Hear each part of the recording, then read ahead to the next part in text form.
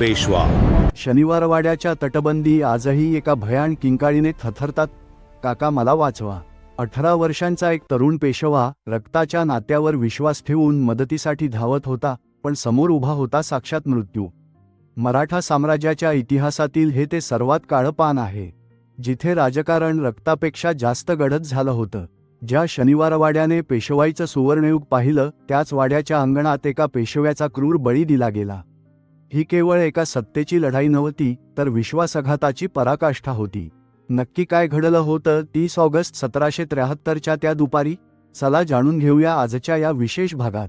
मुख्य घटना आणि कटकारस्थान. थोरल्या माधवराव पेशव्यांच्या अकाली निधनानंतर पेशवाईची वस्त्रे त्यांचे धाकटे भाऊ नारायणराव यांच्याकडे आली. वयवर्ष अवघ 17 ते 18, पण जबाबदारी अवाढव्य होती. मात्र गादीवर डोळा होता त्यांचे सख्खे काका रघुनाथराव उर्फ राघोबादादांचा. सत्तेची प्रचंड हाव आणि आनंदीबाईंच्या महत्वाकांक्षेने शनिवारवाड्याच्या भिंतींमागे एक भयानक कट शिजला गेला. सुमेरसिंग गर्दी आणि त्याच्या 500 सशस्त्र सैनिकांना हाताशी धरून वाड्यात उठाव घडवण्यात आला. इतिहासाच्या नोंदीनुसार एका पत्रातील धरावे या शब्दाचा मरावे असा बदल करण्यात आला आणि एका तरुण राजाचं भविष्य मृत्यूच्या खाईत लोटलं गेलं. वाड्याचे दरवाजे बंद झाले आणि नियतीने आपला क्रूर खेळ सुरू केला. हत्येचा थरार आणि शेवट. दुपारची वेळ होती. अचानक वाड्यात किंकाळ्या आणि तलवारींच्या खणखणाटाचा आवाज घुमू लागला.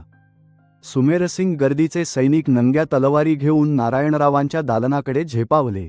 आपला जीव वाचवण्यासाठी नारायणराव जीवाच्या आकांताने धावले ते थेट राघोबादादांच्या दालनात.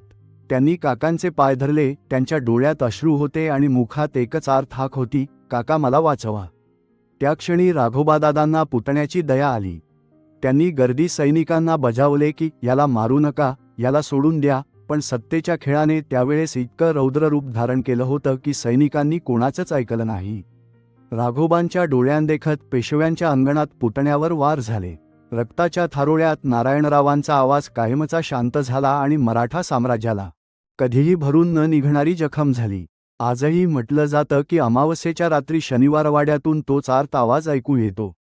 तुम्हाला काय वाटतं, या हत्येमागे सर्वात मोठा हात कोणाचा होता? कमेंट्समध्ये तुमचं मत नक्की कळवा आणि अशाच ऐतिहासिक रहस्यांसाठी पेशवे अनकट ला सबस्क्राईब करा.